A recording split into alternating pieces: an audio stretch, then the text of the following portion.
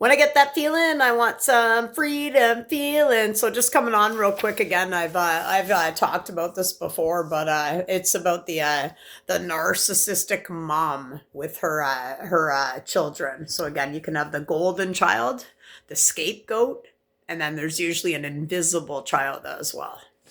So again, some of the things I've come on and talked about before, just going to go over them real quick. So again, she believes the accomplishments of the children are hers. The gold medal child showering them with attention, demanding obedience. She rewards compliance and punishes independence.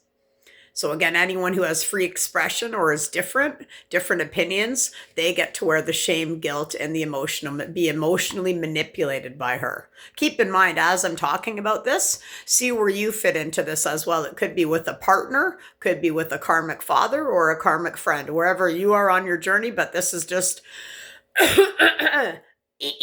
going over the specific role with the mom and what they do to their children. Violating boundaries. She does not respect a child's privacy. So again, butting into your business, very nosy. Again, most narcissists are voyeurs, right? Which is very creepy. Stalkers. They should be arrested and thrown in jail. Inserting herself, so again, into your life. So again, I can think of examples when I had the greatest guy of all time. He was such a great guy. He'd say, oh, should we pick up your mom? Maybe your mom would like to go to Grand Bend today. Maybe your mom would like to go to Port Stanley today. And we'd bring her along. He also did that with other narcissistic friends that I had, 144 on the timer. So keep in mind, when you do have that great partner and they're offering to do all of those things, now we're waking up to the fact that, holy shit, no, I actually don't want them to come, because now you see them for what they are. Because remember, they can't be alone by themselves. So again, the greatest person of all time will always offer to do that for you if he is a match for you. But then now you can laugh when you come back together again and say, holy fuck, we wasted a lot of time on some real shit stains. Creating dependence makes them feel worthy or capable. Creating dependence. So again, of being independent, superior, center of attention. Constant admiration they need, regardless of her lack of emotional involvement in the child's life. I'm just going to go over this part again. Creating dependence. Okay, so yeah, making everybody dependent on her. So again, making you feel unworthy or capable of actually being independent and being able to do your own affairs. And again, I've talked about this one before. This one strikes me the most here, because again, this is why there's a lot of misogynists out there right now. And again, it is solely based on your upbringing, your childhood wounding. And again, it has been pushed onto you by your mom. And it could be a karmic mom as well, but a narcissistic mom nonetheless. It's up for you to figure out if you want to learn the lessons in the game of life or not. But again, what I've talked about before is the mom shall reverse the roles. So again, forces the child to be her confidant and her therapist. So again, I've talked about this before. She gets all of her needs met, but she presents it all onto the scapegoat. So say if you have the narcissistic male, the male kid, and she's having problems with the husband, what have you, that kid now, that child, the narcissist male, is her little beck and call. He's the therapist. He's like the boyfriend even too. He's like the husband too. So again, it's that bad for that narcissistic male kid. But again, we grow, we evolve when we get older. When we're all pushing 50 now, we think back, oh, the son should say, oh, no wonder she got on my nerves, and reflect back. But again, that's up to the person. But again, I have talked about that before. Again, as the empath, the scapegoat, the narcissistic son, perfect, golden child. And again, those roles can be reversed as well. But remember, that took on a big part, and it took a lot of your life away as well. But again, the narcissistic mom wants to create sibling rivalry. Right? She likes that. She doesn't want them united, because then they can see her for what she is and gang up on her when we're younger.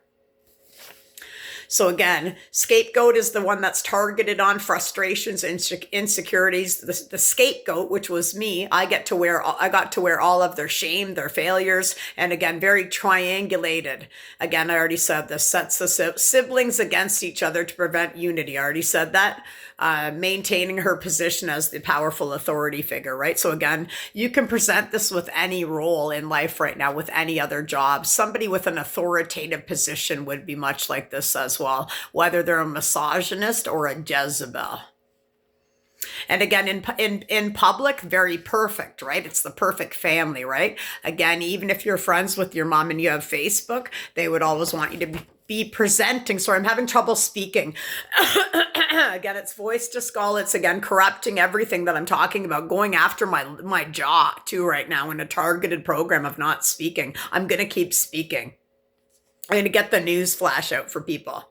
And I'm going to do it authentically, whether I have ADD, autism, whatever I have. I know nothing about who I really am. So I'm going to keep going and knowing thyself authentically and through bravery as well.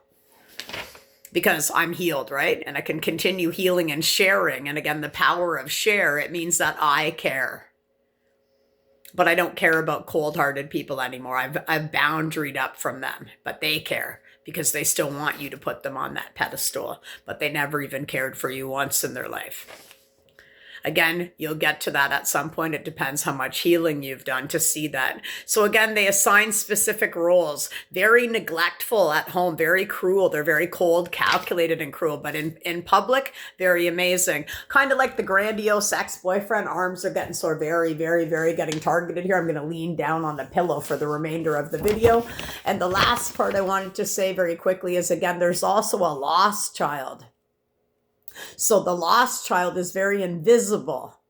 So they're very neglected and they're encouraged to do nothing. They're encouraged to keep quiet. They get no attention at all. So again, that's the role of the narcissistic mom out there. I hope wherever you are on the planet, we keep sharing, because again, it does mean that we care.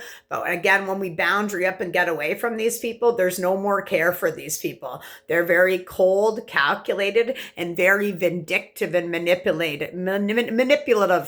And I'm going to keep speaking. And again, I am a scapegoat. I was a scapegoat, and I am still being a scapegoat, and I'm targeted for speaking my truth. I hope where you are on the planet, you can keep speaking your truth as well. And again, hopefully there's always something, if you're listening, if you have the ears to hear, there's always something in a message somewhere across your day, whether you meet a stranger along your way or anybody, there's always a teacher, student, lesson in anyone you come across on your path each day. Again, if it's somebody in your workplace that you're finally seeing their true colors and for what they are, the universe rewards for that. So don't ever think that kind of stuff doesn't go unnoticed, because it does. You just have to choose yourself today and notice when somebody's a karmic, because they're not meant to keep being in your life, or it's going to keep bringing you down. And now you want to evolve and keep growing.